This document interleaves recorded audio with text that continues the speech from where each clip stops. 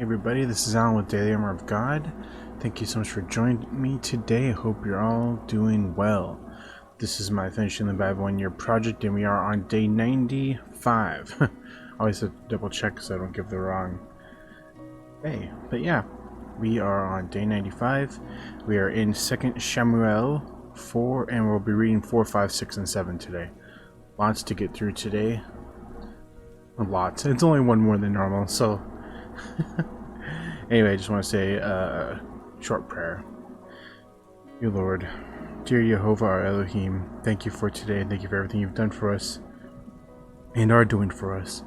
I pray that you'll give us discernment for your word, that we may know your truth, and also that we may understand and take what we read to heart. Thank you for guiding us and being with us. Thank you for everything you've done for us. In your precious holy name, our Jehovah our Elohim. Amen. Amen and amen. Alright, so let's get started. Just jump right in. 2 Samuel 4:1.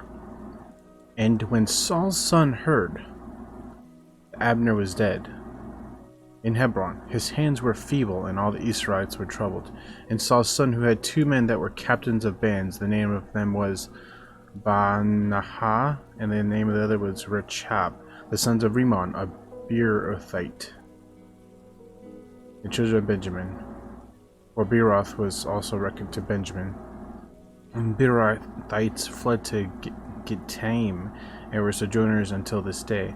And Jonathan, Saul's son, had a son that was lame of his feet. He was 5 years old when the tidings of Saul came, of Saul and Jonathan out of Jezreel, and his nurse took him up and fled. And it came to pass, as she made haste to flee, that he fell and became lame. His name was Mephibosheth.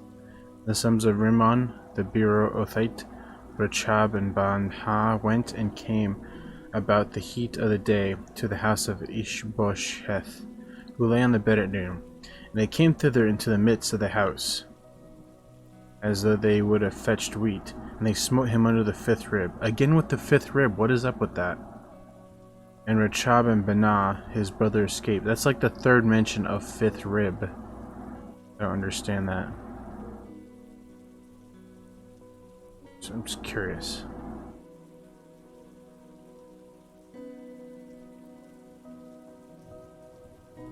Why, well, there's so many. 8 times. 4 verses, and it looks like it's all in 2 Samuel. 5th rib, 5th rib, 5th rib, 5th rib. Weird. I wonder why it's always the 5th rib. Anyway.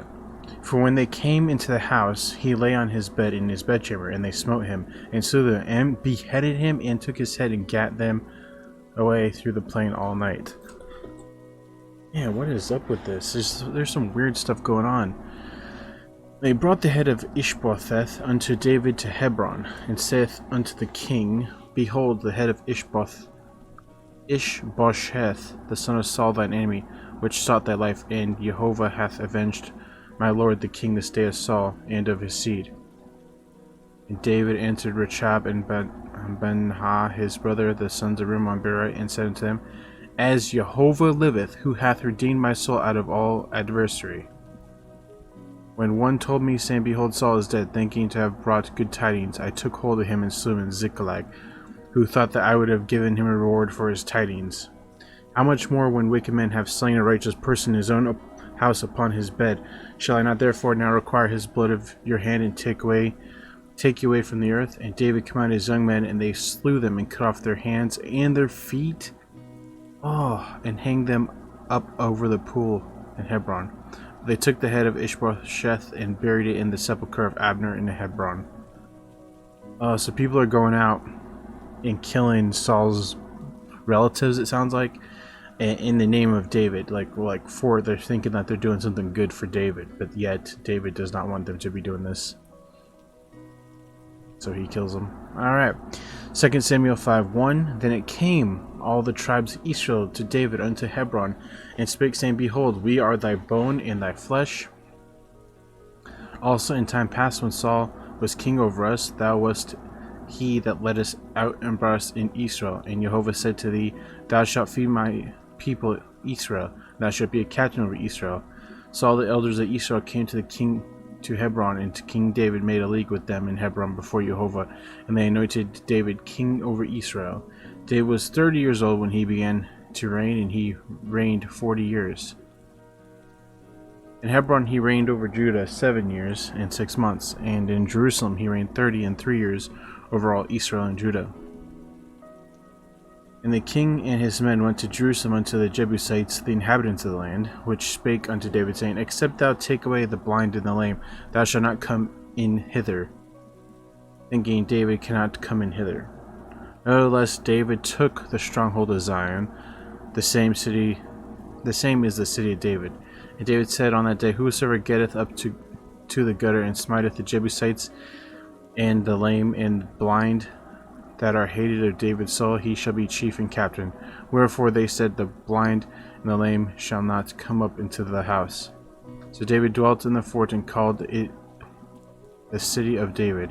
And David built around about from Millo and inward. And David went on and grew great, and Jehovah Elohim of hosts was with him. And Hiram king of Tyre sent messengers to David, and cedar trees, and carpenters, and masons, and they built to David an house.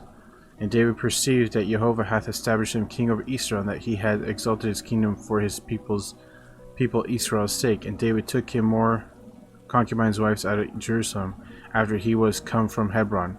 And there were yet sons and daughters born to David. And these be the name of those that were born unto him in Jerusalem: Shammua, Shobab, Nathan, and Solomon. Ibhar also, Elishua, and Nepheg, Japhia, Elishama, Eliadah, Eliaphalet. But when the Philistines heard that they had anointed David king over Israel, all the Philistines came to seek David, and David heard of it and went down to the hold. The Philistines also came to spread themselves in the valley of Rephaim.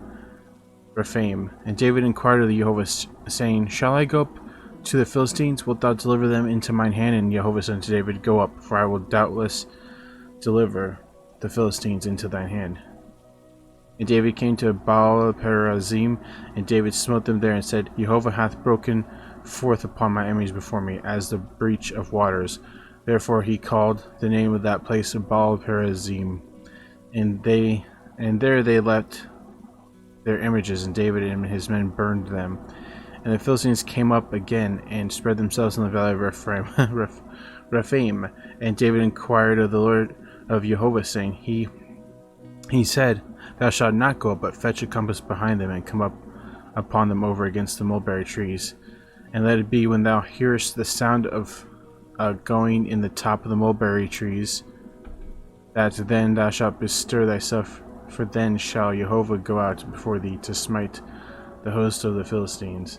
And David did so, as Jehovah had commanded him, and smote the Philistines from Geba until thou come to Gazer. Okay, and 2 Samuel 6:1. Again David gathered together all the chosen men of Israel, 30,000. And David arose and went with all the people that were with him from Baal of Judah, to bring up from thence the ark of Elohim, whose name was called by the name of Jehovah of hosts, that dwelleth between the cherubims. And they set the ark of Elohim upon a new cart, and brought it out of the house of Abinadab that was in Gibeah, and Uzzah and Ahio, the sons of Abinadab, drave the new cart. And they brought it out of the house of Abinadab, which was at Gibeah, accompanying the ark of Elohim. And Ahio went before the ark. And David and all the house of Israel played before Jehovah on all manners of instruments made of fir wood, even on harps, and on psalteries, and on timbrels, and on cornets, and on cymbals. And when they came to Nachon's threshing floor, Uzzah put forth his hand to the ark of Elohim, and took hold of it, for the oxen shook it. And the anger of Jehovah was kindled against Uzzah, and Elohim smote him there for his error. And there he died by the ark of Elohim. And David was displeased because Jehovah had made a breach upon Uzzah, and he called the name of the place Perazuzah to this day. And David was afraid of Jehovah that day, and said, How shall the ark of Jehovah come to me? So David would not remove the ark of Jehovah into the city of David, but David carried it aside into the house of Obed-Edom the Gittite. The ark of Jehovah continued to the house of Obed-Edom the Gittite 3 months, and Jehovah blessed Obed-Edom and all his household. And it was told King David, saying, Jehovah hath blessed the house of Obed-Edom and all that pertaineth unto him, because the ark of Elohim. So David went and brought the ark of Elohim from the house of Obed-Edom to the city of David with gladness. And it was so that when they bare the ark of Jehovah had gone 6 paces, he sacrificed oxen and fatlings. And David danced before Jehovah with all his might, and David was girded with a linen ephod. So David and all the house of Israel brought up the ark of Jehovah with shouting and with the sound of a trumpet. And as the ark of Jehovah came to the city of David, Michal, Saul's daughter, looked through the window and saw King David leaping and dancing before Jehovah, and she despised him in her heart. What? Why? And they brought in the ark of Jehovah and set it in his place in the midst of the tabernacle that David had pitched in for it. And David offered burnt offerings and peace offerings before Jehovah. And as soon as David had made an end of offering burnt offerings and peace offerings, he blessed the people in the name of Jehovah of hosts. And he dealt among the people, even among the whole multitude of Israel, as well as the women as men, to every one a cake of bread and a piece of flesh and a flagon of wine. So all the people departed, every one to his house. And David returned to bless his household, and Michal, the daughter of Saul, came out to meet David and said, How glorious was the king of Israel today, who uncovered himself today in the eyes of the handmaids and his servants, as one of the vain fellows shamelessly uncovered himself. And David said unto Michal, It was before Jehovah, which chose me before thy father and before all his house, to appoint me ruler over the people of Jehovah, over Israel. Wherefore I will play before Jehovah. And I will be yet more vile than thus. What? And I will yet be more vile than thus, and will be base in mine own sight. And of the maidservants which thou hast spoken of them shall I be had in honor. Therefore Michal, the daughter of Saul, had no child until the day of her death. What? I will be more vile? Why is he saying he'll be more vile? It will be base in mine own sight. I'm gonna have to look at this verse in a different translation, guys. Okay. Oh, cool. That's a really cool feature. Wow, there's so many tools on this site. Let's look at... I don't really know what versions are good. Let's just look at this one. I'll be more lightly esteemed than this, and will be humble in mine eyes, but with the maids of whom you have spoken, of them I will be distinguished. I don't know. Yes, I'm willing to look even more foolish than this, even to be humiliated in mine eyes, but those servant girls you mentioned will indeed think I am distinguished. I have no idea what he's trying to say. Abased.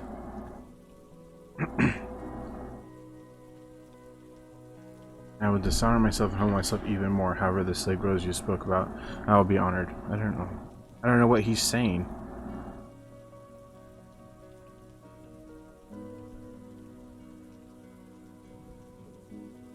Okay, well that's a really cool tool. So you go to, I'll show you guys. So verse here, you go over here to tools, click on it. Well, okay, actually don't click on it. It'd be better to do this. So hover over it, then click on Bibles, and it shows the translations. That's cool. I'm sure it oh, commentaries, what does that say? Sermon notes. There's audio. Wow, there's so much to this. What about the sermon notes? Let's see.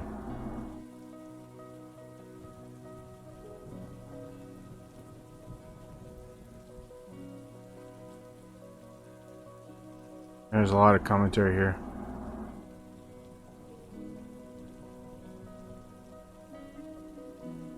Oh, okay, set ending.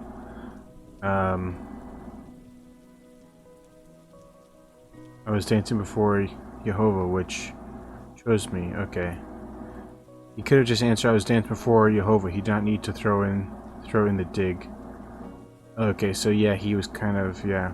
Natural response is to be cut. Being cut is to seek to cut back, so it's hard to bite our tongues. Sad ending there for Michal, the daughter still had no child.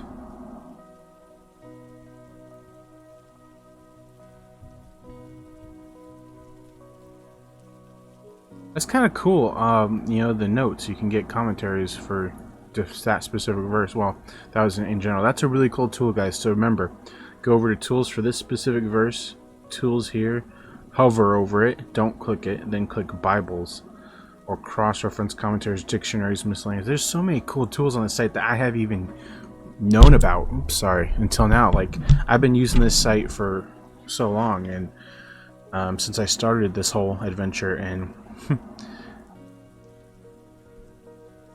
and I didn't know about that tool. So anyway, we're done with 2 Samuel 6 and last chapter for today. 2 Samuel 7. It came to pass when the king sat on his house, and Jehovah had given him rest round about from all his enemies, that the king said unto Nathan the prophet, See now, I dwell in a house of cedar, but the ark of Elohim dwelleth within curtains. Nathan said to the king, Go and do all that is in thine heart, for Jehovah is with thee. And it came to pass that night that the word of Jehovah came unto Nathan, saying, Go and tell my servant David, Thus saith Jehovah, Shalt thou build me a house for me to dwell in? Whereas I have not dwelt in any house since the time I brought up the children of Israel out of Egypt, even to this day, but I have walked in a tent and in a tabernacle. In all the places wherein I have walked with all the children of Israel spake I a word. I a word with any of the tribes of Israel, whom I commanded to feed my people Israel, saying, Why build ye not me a house of cedar? And therefore so shalt thou say unto my servant David, Thus saith Jehovah of hosts, I took thee from the sheepcote, from following the sheep, to be ruler over my people, over Israel. And I was with thee whithersoever thou wentest, and have cut off all thine enemies out of thy sight, and have made thee a great name, like unto the name of the great men that are in the earth. Okay. Moreover, I will appoint you a place for my people Israel, that will plant them, and they may dwell in the place of their own, and move no more, neither shall the children of wickedness afflict them any more, as before time. And since the time that I commanded judges to be over my people Israel, and have caused thee to rest from all thine enemies, also Jehovah telleth thee that he will make thee an house. And when thy days be fulfilled, and thou shalt sleep with thy fathers, I will set up thy seed after thee, which shall proceed out of thy bowels, and I will establish his kingdom. He shall build an house for my name, and I will establish the throne of his kingdom forever. I will be his father, and he shall be my son. If he commit iniquity, I will chasten him with the rod of men, and with the stripes of the children of men. But my mercy shall not depart away from him, as I took it from Saul, whom I have put away before thee. And thine house and thy kingdom shall be established forever before thee. Thy throne shall be established forever. According to all these words, and according to all this vision, so did Nathan speak unto David. Then went King David in, and sat before Jehovah, and he said, Who am I, O Jehovah Elohim, and what is my house, that thou hast brought me hitherto? And this was yet a small thing in thy sight, O Jehovah Elohim, but thou hast spoken also thy servant's house for a great while to come. And is this the manner of man, O Jehovah Elohim? And what can David say more unto thee? For thou, Jehovah Elohim, knowest thy servant. Why is this uncapitalized? I noticed lots of mistakes like that. There's things that aren't capitalized. I don't understand why. Well, I kind of know why. For thy word's sake, and according to thine own heart, thou hast done all these great things, to make thy servant known them. Wherefore thou art great, O Jehovah Elohim. For there is none like thee, neither is there any Elohim beside thee, according to all that we have heard with our ears. And what one nation in the earth is like people, even like Israel, whom Elohim went to redeem for a people to himself and to make him a name, and to do for you great things and terrible. What? For thy land before thy people, which thou redeemest to thee from Egypt, from the nations and their gods.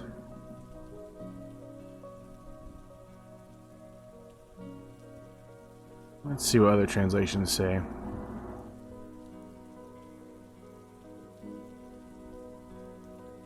Let's look at the Christian Standard.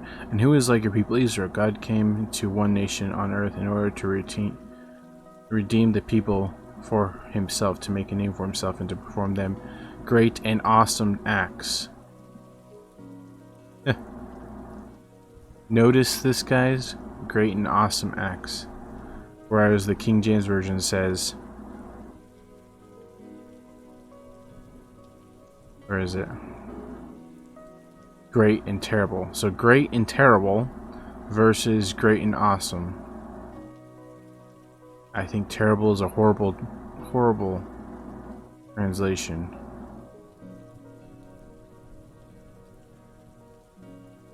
And, well, I don't want to get into this topic right for this video, but basically it's a Bible change.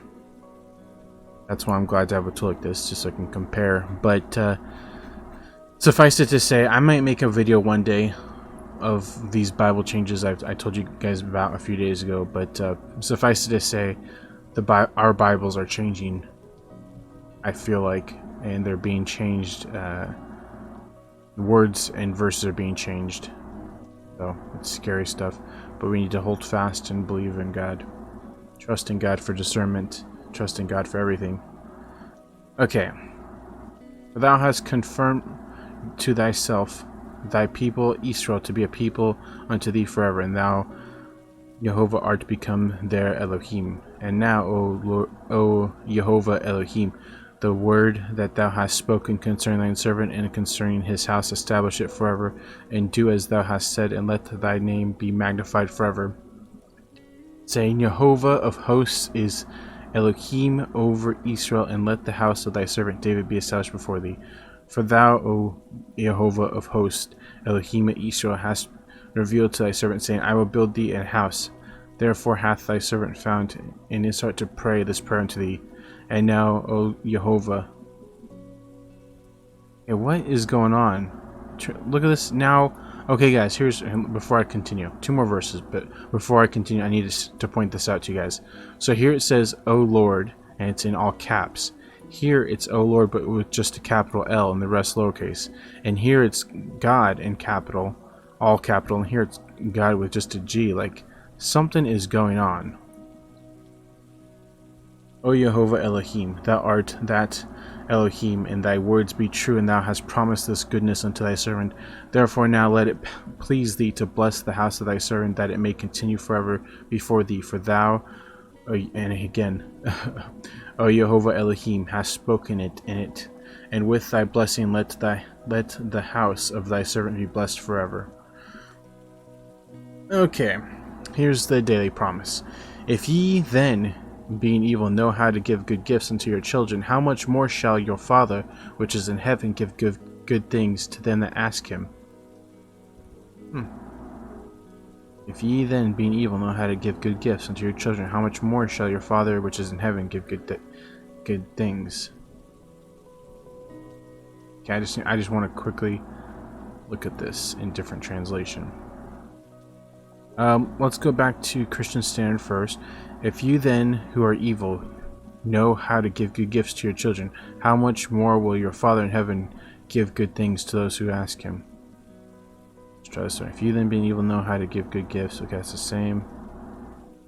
I'm guessing from my interpretation of this verse, it's basically about this. Then God's gift will be greater. I mean, if an evil man can give good gifts, then someone, our God who will be given gifts way greater than some man can give. You know what I mean? Okay. So anyway, let's move on. Accidentally closed